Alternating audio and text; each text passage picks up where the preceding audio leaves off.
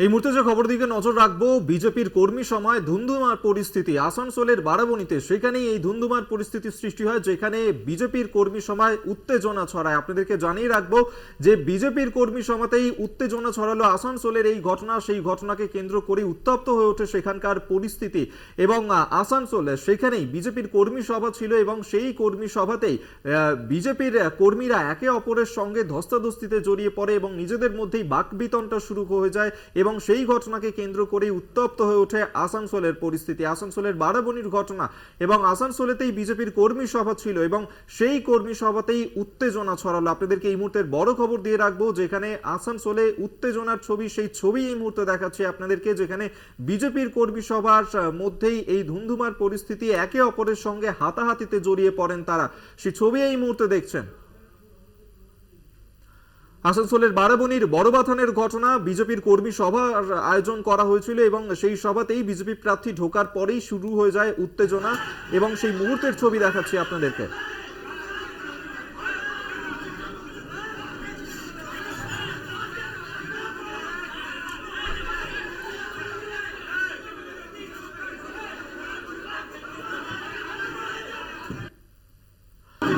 দেখছেন সেই ছবি, যেখানে আসানসোলের বারাবণীর বড়বাথানে সেখানেই বিজেপি প্রার্থী তিনি যখন প্রবেশ করেন এই কর্মী সভাতে এবং সেই সময় সেখানে বিজেপির কর্মীরা নিজেদের মধ্যেই বাকবিতণ্ডায় জড়িয়ে পড়ে, হাতাহাতিতে জড়িয়ে পড়ে একে অপরের সঙ্গে এবং টেবিল ছোড়াছুড়ির মতন ঘটনাও ঘটে।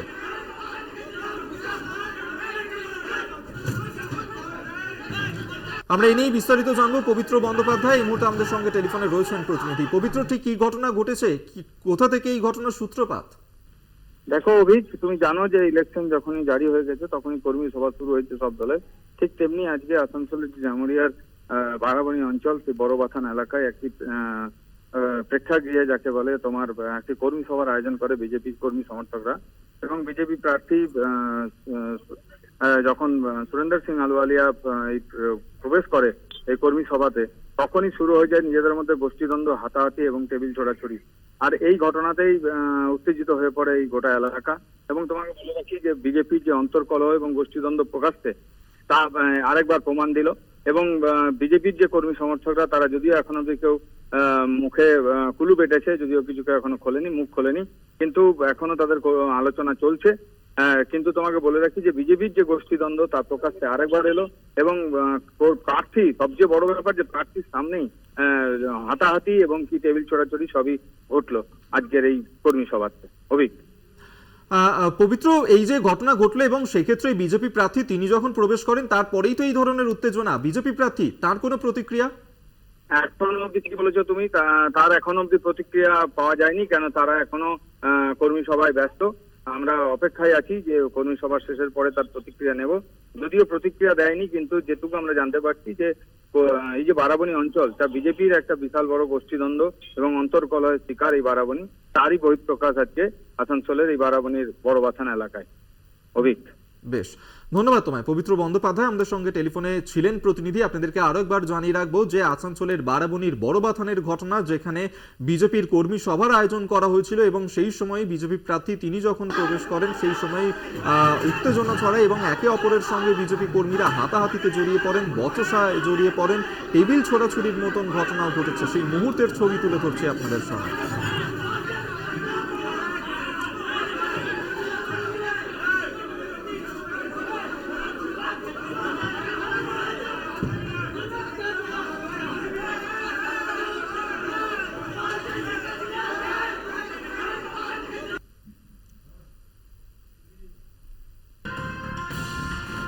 উত্তরবঙ্গে নির্বাচনী প্রচারে মুখ্যমন্ত্রী মমতা বন্দ্যোপাধ্যায় দ্বিতীয় দফার ভোটের প্রচার। বৃহস্পতিবার প্রথমে রায়গঞ্জ এবং পরে বালুরঘাটে প্রচার। মঙ্গলবার এই দুই জায়গাতেই প্রচারে এসেছিলেন প্রধানমন্ত্রী নরেন্দ্র মোদী। তৃণমূলকে আক্রমণও শানিয়েছেন তিনি।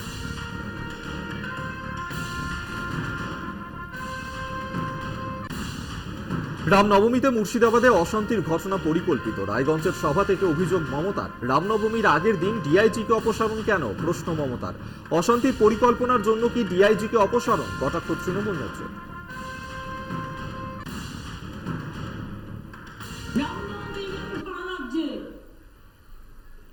মুর্শিদাবাদের ঘটনা আমি যদি বলি পরিকল্পিত ঘটনা, আমি যদি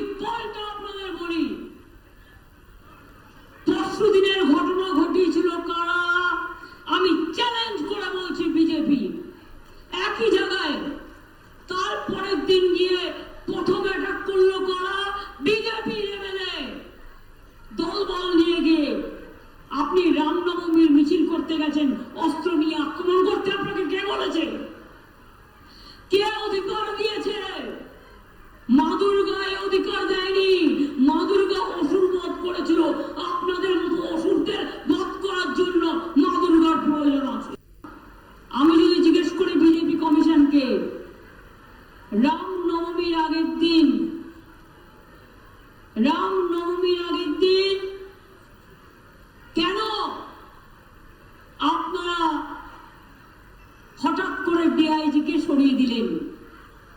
এই প্ল্যানটা করবার জন্য যে পরের দিন নাটক করে বেড়াবেন। এই দেখুন ওসির ছবি, ওসিকে মেরেছে। আমার ফোনটা দাও। মিথ্যে কথা যারা বলে বেড়াচ্ছে তাদের সবটা দেখা উচিত। এই ছবিটা কার? মাথা ফাটিয়ে দিয়েছে। কই মিডিয়া কখনো তো এর কথা বলেন না।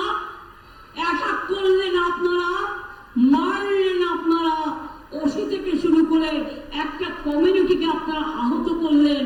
আর পরে ইলেকশন কমিশনে কমপ্লেন করছে বিজেপি এমএলএ কে মেরেছে, কিন্তু এই যেটা যে কমপ্লেন করেছে বিজেপি এমএলএ কি অ্যাটাক করেছে, তাকে কেন গ্রেফতার করা হবে না?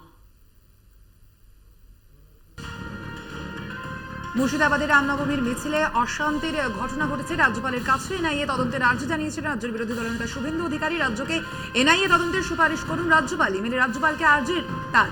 এনআইএ কে প্রভাবিত করছে বিজেপি, পাল্টা দাবি তৃণমূল কংগ্রেসের।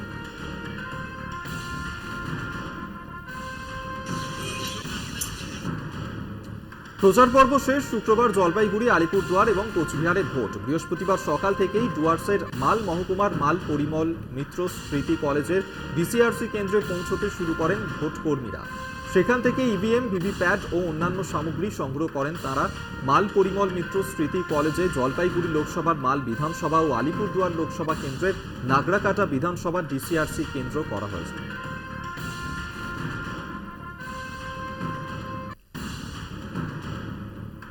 100% ইভিএম, ভিভিপ্যাট মেলানোর আর্জিতে মামলা। বৃহস্পতিবার শীর্ষ আদালতে বিচারপতি সঞ্জীব খান্না ও বিচারপতি দীপঙ্কর দত্তের এজলাসে শুনানি। এই প্রসঙ্গে কেন্দ্রের বক্তব্য জানতে চেয়েছে সুপ্রিম কোর্ট। এর আগে মঙ্গলবারও এই মামলার শুনানি চলে।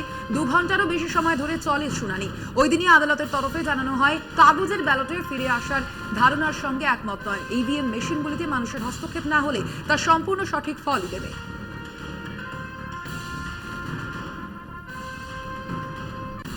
বিজেপি জেলা সভাপতিকে গলা ধাক্কা অধীর চৌধুরীর। ঘটনায় উত্তেজনা ছড়ায় মুর্শিদাবাদ মেডিকেল কলেজ হাসপাতালে। শক্তিপুরে রামনবমীর মিছিল ঘিরে বোমাবাজির ঘটনায় আহতদের দেখতে হাসপাতালে যান বিজেপি জেলা সভাপতি। কিছুক্ষণ পরেই সেখানে পৌঁছন কংগ্রেস নেতা অধীর রঞ্জন চৌধুরী। অধীরকে দেখে গো ব্যাক স্লোগান দেয় বিজেপির কর্মীরা। বাদে বিজেপি ও কংগ্রেসের মধ্যে বচসা। বাধার মুখে পড়ে বিজেপি নেতা অধীর চৌধুরী ধাক্কা দেন বলেই অভিযোগ।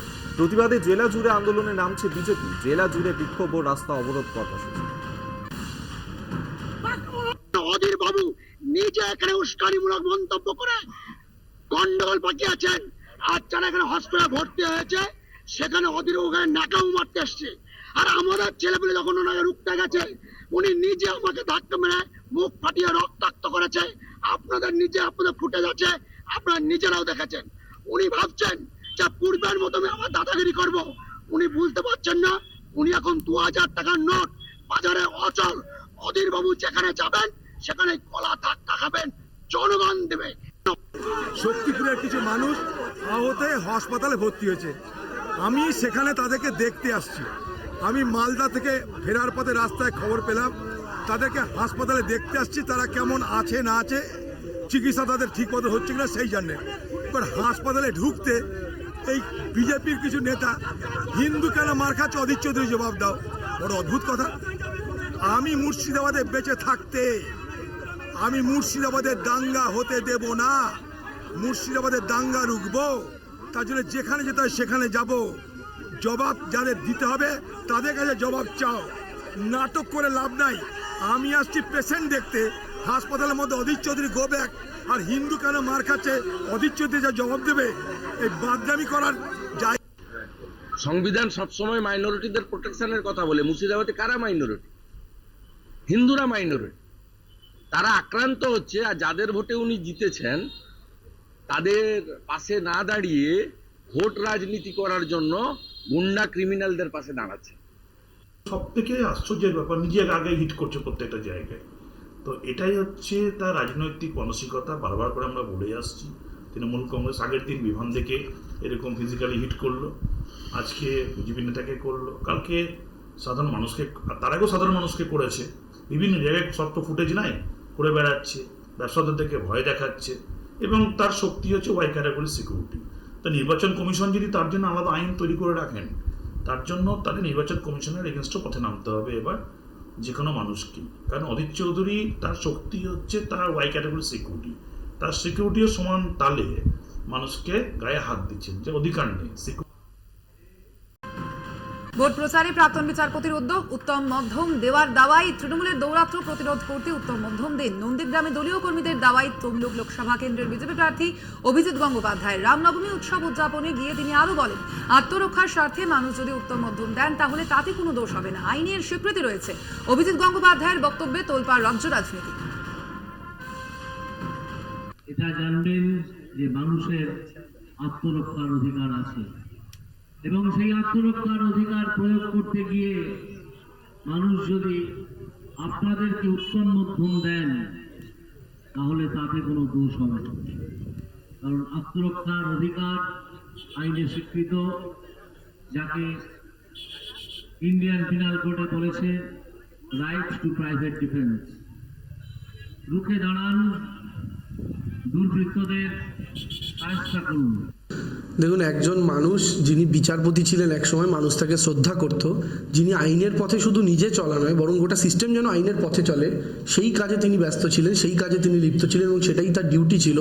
সেই ব্যক্তি আজকে আইন হাতে তুলে নেওয়ার কথা বলছেন, সেই ব্যক্তি আজকে বলছেন উত্তম মধ্যম দিন, তাতে কোনো দোষ নেই। এই রকম মানুষ যিনি গান্ধী গডসের মধ্যে তফাৎ করতে সময় নেন, তিনি তো এই কথা বলবেনই, এটা খুব স্বাভাবিক। কিন্তু আমার ভাবতে খারাপ লাগছে একজন প্রাক্তন বিচারপতি হিংসার দিকে যেতেও পিছপা। আত্মরক্ষার অধিকার প্রত্যেক মানুষের আছে। যে বা যারা তৃণমূলের ঝান্ডার তলায় সিপিএমদেরকে খেদিয়ে এখন বিজেপির ঝান্ডার তলায় রয়েছে, তারাও যদি আক্রমণ করতে আসে তাদের বিরুদ্ধেও আত্মরক্ষার অধিকার সব মানুষের আছে। ফলত কোনো বিষয়তে একপাক্ষিক নয়, সব কিছুই দ্বিপাক্ষিক। উনি যখন আত্মরক্ষার কথা বলছেন, আত্মরক্ষা সাধারণ মানুষের অধিকার। আর উনি যার পাশে দাঁড়িয়ে বলছেন সেই শুভেন্দু অধিকারী বাবু 2008 সাল থেকে গোটা মানুষের, গোটা পূর্ব মেদিনীপুরের সাধারণ মানুষের, তমলুকের সাধারণ মানুষের হাড় জ্বালিয়ে খেয়েছে। একে ঘরছাড়া করেছে, ওকে মামলা দিয়েছে, জেলে পাঠিয়েছে, মিথ্যা মামলা দিয়েছে, একের পর এক বাড়ি পুড়িয়েছে, ওর বাহিনী এসব ঘটনা ঘটিয়েছে। রামনবমীর রাতেই গুলি চলল ভাটপাড়ায়, জখম এক তৃণমূল কর্মী। বুধবার রাতে ব্যারাকপুর লোকসভা কেন্দ্রের ভাটপাড়ার 17 নম্বর ওয়ার্ডের গলি ধর্মশালা এলাকায় গন্ডগোল বাঁধে দুই দলের মধ্যে। গুলিতে জখম হন পিন্টু চৌহান নামে এক তৃণমূল কর্মী। হাসপাতালে চিকিৎসাধীন আহত তৃণমূল কর্মী প্রকাশ চৌধুরী নামে এক ব্যক্তির বিরুদ্ধে গুলি চালানোর অভিযোগ। তিনি বিজেপি কর্মী বলেই পরিচিত। এলাকার কাউন্সিলর মনোজ কুমার পান্ডের দাবি, গুলি চালানোর ঘটনার পিছনে অর্জুন সিং জড়িত। পাল্টা অর্জুন সিং এর অভিযোগ, তৃণমূল গুন্ডাদের হাতে চলে গিয়েছে। এই ঘটনার সঙ্গে রামনবমীর কোনো যোগাযোগ নেই, এটা সমাজ বিরোধীদের কাজ, মন্তব্য অর্জুন সিং।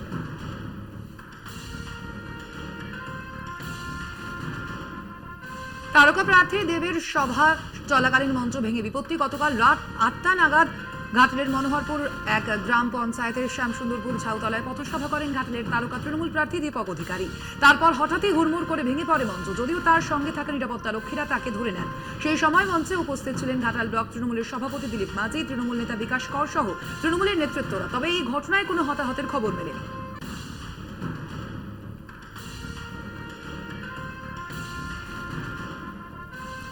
বাস না পেয়ে পথ অবরোধ, বিক্ষোভ 300-র বেশি ভোট কর্মীদের। মাথাভাঙা কলেজ মোড়ে বিক্ষোভ দেখান তারা। অভিযোগ, তাদের অনেকে কোচবিহার, দিনহাটা, তুফানগঞ্জে যেতে হবে, কিন্তু সকাল 8টা থেকেই তারা দাঁড়িয়ে থাকলেও তাদের যাতায়াতের কোনো ব্যবস্থা করা হয়নি। চূড়ান্ত হয়রানি হতে হয় ভোট কর্মীদের, যার জেরে পথ অবরোধে সামিল হন। অবরোধের খবর পেয়ে ঘটনাস্থলে হাজির হন মাথাভাঙা থানার আইসি সহ বিশাল পুলিশ বাহিনী এবং অবশেষে পুলিশের তৎপরতায় অবরোধ তুলে নেন তারা।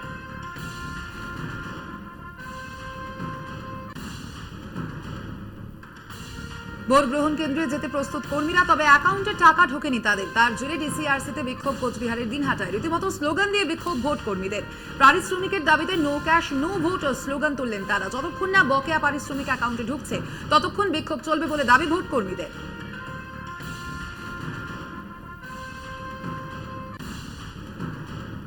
গুজরাতে বর্ণাঢ্য শোভাযাত্রায় স্বরাষ্ট্রমন্ত্রী অমিত শাহ। গান্ধীনগরে মনোনয়নপত্র জমা দিতে বর্ণাঢ্য শোভাযাত্রা অমিত শাহের।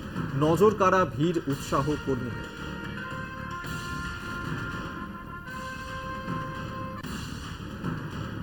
শুক্রবার মণিপুরে প্রথম দফার ভোট রয়েছে। ভোট গ্রহণ কেন্দ্রের প্রস্তুতি খতিয়ে দেখলেন জেলা নির্বাচন আধিকারিক। উনি বললেন, ভোট কেন্দ্রের নিরাপত্তা নিশ্চিত করতে পরিদর্শনে বেরিয়েছেন। ইতিমধ্যেই ইভিএম খোলা হয়েছে, মেশিনগুলিকে সংশ্লিষ্ট জায়গায় রাখা হবে। পর্যাপ্ত সংখ্যক সিএপিএফ রয়েছে। একই সঙ্গে সমস্ত ভোট গ্রহণ কেন্দ্রে সিসিটিভি ক্যামেরা লাগানো হয়েছে। মোট ভোট গ্রহণ কেন্দ্র 538টি, যার মধ্যে সংবেদনশীল কেন্দ্র 70টি। প্রতি ভোট কেন্দ্রে একজন করে মাইক্রো অবজারভার থাকবেন বলে জানিয়েছেন তিনি। Is taking place tomorrow, so it is all T-1, means 1 day ahead of the poll. We are dispatching the polling personnel and the security to the respective polling stations. Now we are getting ready. The EVMs have been already opened, the strong room. So after this, the material and all these machines will be kept in proper places of the respective AROs. We are having rather 9 designated locations here inside the complex. 7 AROs and another 2 for 1 inner and 1 outer special polling stations for the internally displaced persons. There will be 538 polling stations of various categories of sensitivity and where security personnel will be kept. Of course, the number of polling personnel are the same, 4 numbers. We are having micro observers, we are having sector of magistrates. They will all be gathered here today. We are having 2 grounds nearby. From there, the vehicles have been all stationed and ready. By around 9, they will start moving out from their respective locations. People will be coming here around 9. We expect by around 10 to 10:30, the first team will start moving. Meghalaya Lok Sabha নির্বাচনের প্রথম দফার প্রস্তুতি তুঙ্গে। মেঘালয়ের পশ্চিম গারো পাহাড়ে polling কর্মীদের প্রস্তুতির ছবি পোস্ট করেছে ডিও অফিস।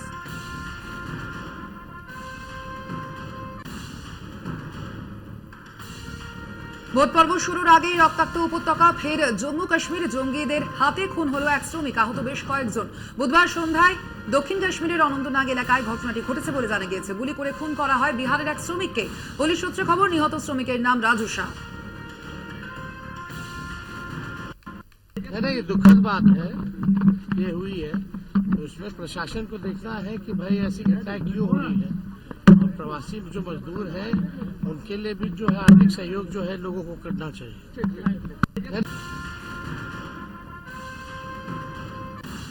বিজেপি বিরোধী ইন্ডিয়া জোট নিয়ে কটাক্ষ উত্তরপ্রদেশের উপমুখ্যমন্ত্রী ব্রজেশ পাঠকের। তিনি বলেন, ইন্ডিয়া জোটের লোকেরা, বিশেষ করে সমাজবাদী পার্টির সিনিয়র নেতারা সনাতন ধর্মকে আক্রমণ করেছে, এর নিন্দা করি। যখন দক্ষিণ থেকে সনাতন ধর্মের বিরুদ্ধে আওয়াজ তোলা হয়েছিল, উত্তরপ্রদেশ বা দেশের যে কোনো কোণ থেকে এই লোকেরা একবারও সনাতন ধর্মের পক্ষে অবস্থান নেয়।